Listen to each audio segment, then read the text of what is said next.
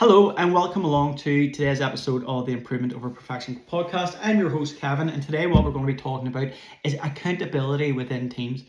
Now, before we get started, we have a podcast up there already, Clear Roles and Responsibilities. If you haven't listened to that yet, please go back and listen to it now. Just hit pause on this and come back to it later on, because individual accountability, team accountability all starts with clarity of roles and responsibilities. Only by having clear roles and responsibilities can anyone ever be held to account. So if you haven't listened to that, folks, just hit pause, go back and listen to it again.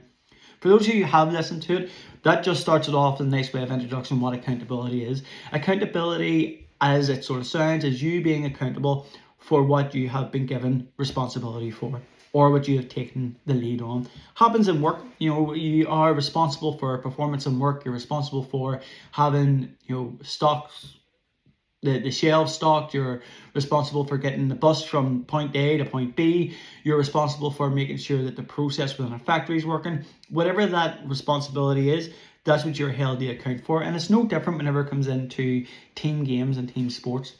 Now, it's a really good tool to foster team cohesion and also help achieve collective responsibility or collective goals within that team. Because whenever you do have accountability going on, teams are more likely to come together and work towards it, because they are not in a place whereby they're unclear of what their roles and responsibilities are, and then they can be held to account to it, and it's a lot safer to do it that way whenever you have a benchmark to hold them against. So we look at, there's a couple of different, four main types of accountability we're going to look at today. Is around about individual accountability, team accountability, your coach/manager accountability, and then your leadership accountability. So they're the four big pillars: team, individual, coach, manager, and then your leadership one.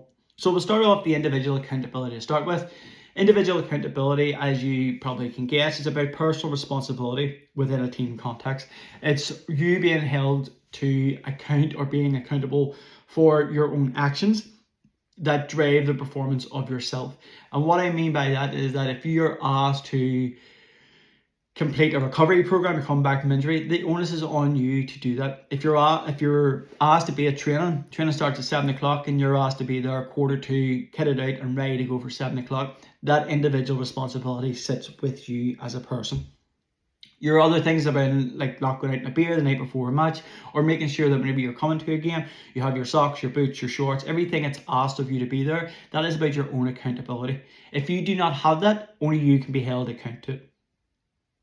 We look at team accountability, and that is the collective commitment from everybody to a shared objective. And what I mean by that is that whenever you have this goal, it's about everybody buying into it, setting their egos to the side and saying, yes, this is what I'm here for. And that can be difficult. It can be hard to do. You may not agree with what a team is going to do, or you may not agree with what a coach or a manager has asked you to do, or you may not agree that you have been dropped for an unknown reason. You're an injured player coming back. You're not getting straight back into the team. You're maybe a minor moving up into the senior for the first time. Your expectation is that you start in that team straight away because you think you're good enough. It's about leaving those egotistical, narcissistic mindsets to the side and saying, right, I'm here for the good of this team, and that's where I am.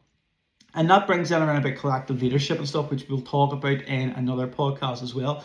But ultimately, whenever it comes into that team accountability, it's whenever you have signed up to something that you give it your all for the betterment of that team, regardless of what actually it means to you on a personal level in terms of your ego and things like that.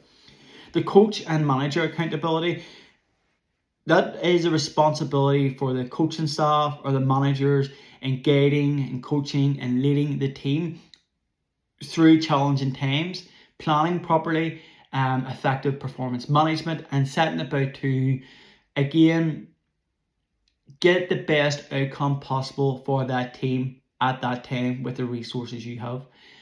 And if you have a management team of 2-3 players, if they all have varying roles and responsibilities, if you have a management team of 2 or 3 staff and they have very clear different roles, it's easy to keep account of that. If you have a management team of 10 and their roles overlap an awful lot, it can be very hard for you or your team to make those people accountable for their actions, or again making sure that the responsibilities therefore is performed to the best of their ability, because it's far too easy at that point to pass the buck on. Now, we've covered that already in our clear roles and responsibilities, so again, if you haven't done that, go back and listen to it. And the last one is around about leadership accountability. That's basically saying about how leaders influence and uphold the standards within a team. The standards of a team shouldn't be set by the manager or the coach. The standards of the team should be driven by the players. And that's in an ideal world. A lot of clubs and teams across the country are not in that position yet, but they should be working towards that. And the only way you can ever work towards that is set that as an objective.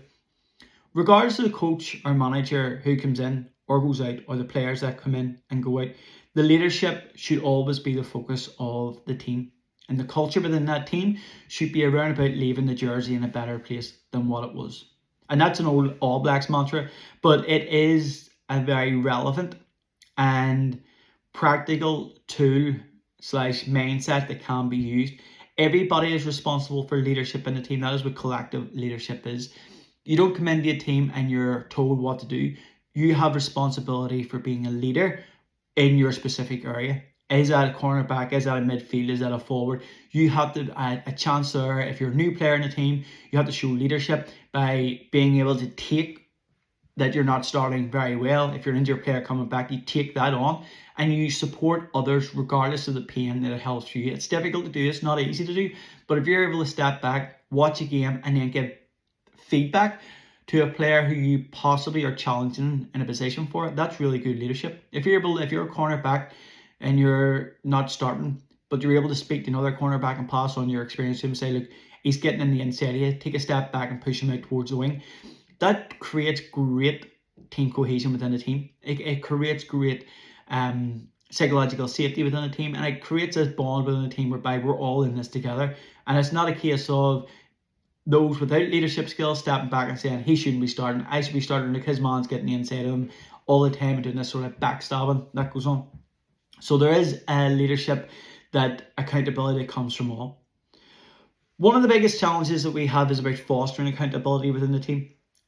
There are challenges within accountability, and a lot of those effectively come from a lack of clarity in the roles and responsibilities of individuals within the team, the coaching staff, the manager, and those who are involved in the wider team circle. We have to address a culture of blame rather than taking responsibility. It's not my fault, he done this or he done that. Going back again to the example of Van Persie, where he's driving home with his son in the car. His son's not getting a look in at Ajax under 14s. He's giving off about the coach or the players or the manager. And Van Persie says, and what about you? And that's where the place where we have to look at straight away. What about ourselves? The most wonderful thing around about accountability links into feedback, and we'll go back and we'll do another podcast on what effective feedback is and how to generate effective feedback in it. But how you receive feedback and how you are held accountable is a learned behavior. So if you can reduce or remove the culture of blame, you'll be in a much better place.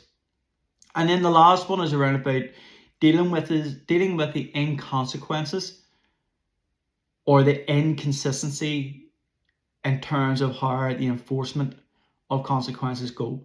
If someone falls short of the standards that you as a team expect, and they're not held in the same light or the same consequence as another team member, that is horrendous. That will fall down so much whenever it comes into accountability within teams. Everybody has to be shown the same light. Everybody has to have the exact same expectations set off them, depend upon their abilities. But whenever it comes into breaches or the consequences around about not following through on your responsibilities, the consequences have to be the exact same regardless of who that is. And that is from the coach, the manager, throughout the team. There's some of the challenges we have to think about whenever it comes to identifying sort of accountability and some of the stuff there at the very heartline of the center. But the other one is around about resistance, and the resistance to accountability, resistance to change. There is a podcast we've done already. The very first one we done was around about building trust within a team. And if you have trust within a team, you can enhance the accountability for it, because people are more secure in their surroundings and they're more willing to remove themselves from that blame culture and take a culture of acceptability. They're more accepting of what mistakes they have made. There is always going to be resistance to any change that is made. Some people are early learners, they'll jump on, early adopters, they'll move straight away. Others are set in their ways. And whenever there is resistance to that, again, you have to reflect back onto the people themselves who are resistant for that change and try and bring them with you. You are not in a position of winning hearts over minds here. You have to try and bring everybody along with you. But if you have 27 players who are moving in that journey and 3 who aren't, for the betterment of that team, those 3 players need to be cut. It's as simple as that. That's where our leaving the jersey in a better place mantra is. It's not about those individuals. It's for the betterment of the team. If they can't buy in to the responsibilities and the collective vision of the team, we have to move on. Give them every opportunity, afford them every opportunity to buy in, but if they can't, you have to move on. And again, that's effective leadership within a team that goes on. And then what we can or help to overcome in terms of resistance is around about understanding and practicing, preaching a growth mindset. And a growth mindset is whereby we are constantly reframing questions. We're looking at opportunities to learn and grow from what our environment is teaching us. So whenever we adopt a growth mindset, we're more likely to develop as people and as players.